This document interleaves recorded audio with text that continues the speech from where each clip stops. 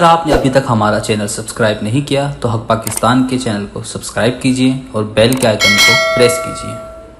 अस्सलाम वालेकुम, आप देख रहे हैं पाकिस्तान तलहा उस्मान के साथ। मेरे साथ इस वक्त मौजूद है अरीबा खालिद साहिबा, जो कि एक बहुत मेहनती खातून है और इसके साथ साथ ये एक अपना दाना पानी चला रही हैं। यहाँ आने के दो मकसद है। एक तो ये मकसद है कि ये एक बाहिम्मत खातून जो कि अपने दो बच्चों की अकेले कफ़ालत कर रही है, उनकी आला तालीम के लिए इन्होंने स्टॉल लगाया हुआ है बाहर, और उनको कितनी मुश्किलात हुई है वो भी मैं इनसे जानूँगा। और जो दूसरा मेन यहाँ पर आने का रीज़न है वो है स्पायरल पोटैटो।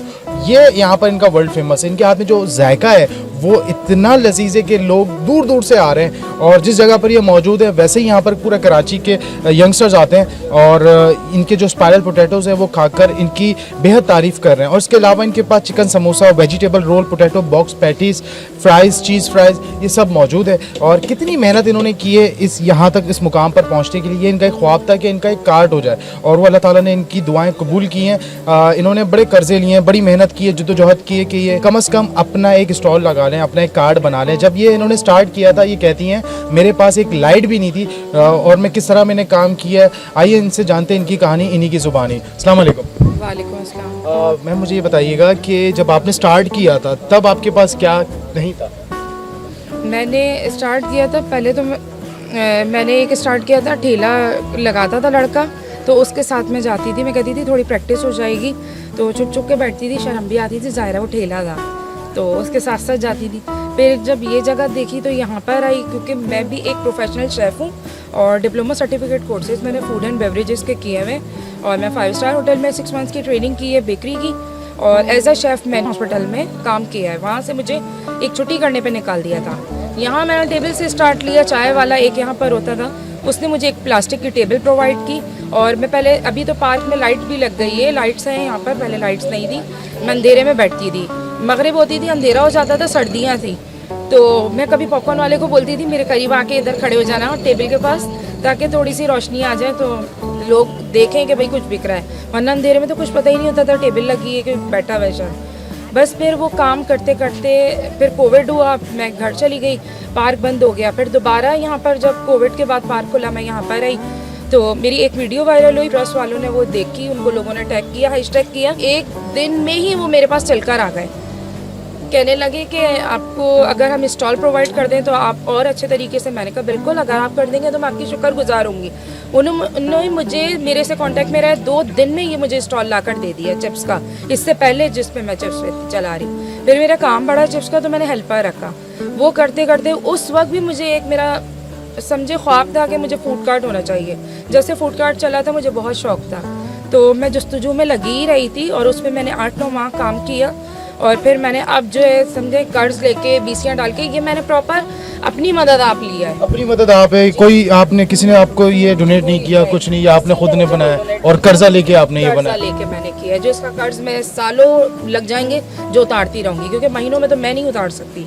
अभी आप अपने बच्चों के बारे में बताएं, वो क्या कर रहे हैं, क्या पढ़ रहे हैं?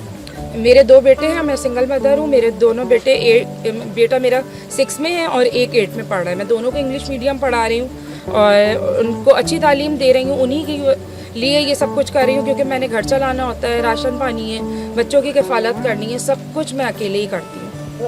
नौकरी कहा जाता है कि सिर्फ घर चलाती है और कारोबार जो है वो नस्लें चलाता है, तो इस बात पर आप कायम हैं और आप माशाल्लाह अपने बच्चों के लिए कर रही हैं जो कर रही हैं। अभी आपके पास ये मुझे बताएं कि क्या आप कहती हैं कि आपकी ग्रिप अच्छी है खाने पीने में, लोग आपके पास क्या आ रहे हैं, क्या ज़्यादा पसंद कर रहे हैं? मेरे पास ये टी टाइम स्नैक्स जो हैं वो ज़्यादा चलते हैं, क्योंकि यहाँ पर चाय भी मिलती है, तो chicken samosa, veg roll, potato box patties और पकौड़े तो मेरे समझे नाम और मेरी यहाँ पहचान है। मुझे तो पहले पकौड़े वाली आंटी के नाम से यहाँ बहुत मशहूर किया था, पकौड़े, मिक्स पकौड़े मेरी पहचान वो अभी भी हैं आपके? अभी भी है मेरी, और पहचान है, वो सिग्नेचर है जी। अच्छा, मैं आपको बताता चलूँ जो इनके रेट हैं वो बहुत रीजनेबल है, ऐसा नहीं है कि कुछ भी इन्होंने बहुत ज़्यादा ये ले रही हैं, बिल्कुल रीजनेबल है। अच्छा, कोई ऐसी कोई आपके साथ हुआ और लोग आए आपको, जैसे आपने बताया मुझे शर्म आती थी काम करने में, तो वो एक बड़ा मुश्किल टाइम था?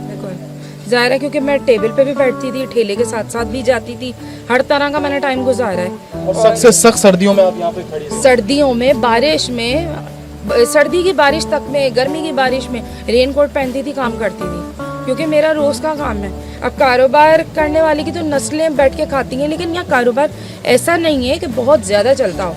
यहाँ तो मैं बैठे रहती हूँ 2-2 घंटे में कि 100 रुपये का भी कस्टमर आ जाएगा तो वो मुझसे ले ले तो मैं अपने घर कुछ पैसे लेकर चली जाऊँ। यहाँ सिर्फ संडे ज़्यादा रश होता है और अब ये है कि थोड़ा ठंडा मौसम आ रहा है तो बहुत मुश्किल है थोड़ा, लेकिन मैंने मेन्यू चेंज किया है। मैं चिकन कॉर्न सूप भी लाइव बनाऊंगी यहाँ पर और चिकन चाउमीन मैं संडे लाइव बनाती हूँ यहाँ पर। मतलब विंटर्स का भी आपने मेन्यू डिसाइड पहले ही किया हुआ है, कॉर्न्स वगैरह जो सर्दियों के आइटम है ज़्यादा वो चलते हैं। अच्छा, मैं आपको बताता चलूँ कि इनके पास वो सब स्नैक्स हैं जो आप इंजॉय कर सकते हैं और इनकी जो फ्राइज़ हैं वो, उनके जो मसाले हैं वो बहुत ज़बरदस्त हैं। ये जो फ्राइज़ बना रही है, जो इनके मसाले हैं, जो इनकी चटनी है वो भी बहुत क्लास की है। मैं एक बार रिकमेंड करूँगा कि लाजमी यहाँ पर आएँ और इनको ट्राई करिएगा। कोई आखिरी पैगाम अगर आप देना चाहें तो? मेरा आखिरी पैगाम ये होगा कि यहाँ पर जो करीब रहते हैं वो आएँ, मुझे सपोर्ट करें, मुझे प्रमोट करें। मुझे पैसों से कोई सपोर्ट ना करें, ना मुझे पैसों की कोई किसी की ज़रूरत है। मैं ना कोई गदागर हूँ, ना मैं कोई हाथ फैलाने वाली हूँ। मैं एक मेहनत करने वाली हूँ। मेरे पास आए, मेरे पास अगर 30 रुपए की भी चीज़ आप लेंगे तो मेरी उससे मदद होगी कि आप लोगों ने चीज़ ली तो वो मेरे पास पैसे आ रहे हैं और यही कर सकते हैं बस मेरे लिए। तो ये करें, मेरे लिए बहुत यही काफ़ी है। अगर मैं इस पूरे इंटरव्यू को 2 लाइनों में मैं लेकर आऊँ तो अरीबा जी का कहना है कि ये जो है किसी के आगे हाथ नहीं फैला रही, ये किसी से मांग नहीं रही, ये सिर्फ मेहनत कर रही हैं, ये अपनी मेहनत की उजरत आपसे मांगती हैं। आप इनके पास आएँ, आप इनसे 300-3000 का सामान ना लें, आप इनसे 30 रुपये की भी प्राइस लेती हैं तो ये कहती हैं उसमें मेरी मदद होती है। और ये अकेली खातून अपने 2 बच्चों की कफ़ालत कर रही है उनकी आला तालीम के लिए, ताकि वो बच्चे पढ़ लिख जाएँ और एक अच्छे इंसान बन जाएँ। और इसके साथ मैं बताता चलूँ कि ये खुद सर्टिफाइड प्रोफेशनल शेफ़ हैं जिनको एक छुट्टी की वजह से इनको निकाल दिया गया था और माशाल्लाह अल्लाह ताला ने इनका हाथ पकड़ा और आज ये इस मुकाम पर हैं कि लोग अब इनके पास आ रहे हैं और इन्होंने, इनके हाथ में इतना जायका है। मैं आपको कह रहा हूँ कि एक बार आइएगा, इनके जो स्पाइरल पोटैटोज़ हैं वो लाजमी ट्राई करिएगा। और मैं अगर उसके पैसे आपको बता दूँ तो उसके पैसे 100 रुपये भी पूरे नहीं हैं। तो लाजमी एक बार यहाँ आएँ। और मैं ये किस जगह पर मौजूद है, उसको कहते हैं फेडरल हॉल। ये कराची नहीं बल्कि पूरे पाकिस्तान में मशहूर है। इसको टिकटॉकर्स का हेडक्वार्टर भी कहा जाता है। तो लाजमी एक बार इनके पास आएँ, विज़िट करें। इसी के साथ अपने मेज़बान तलहा उस्मान को दीजिए इजाज़त और देखते रहिए पाकिस्तान। पाकिस्तान जिंदाबाद।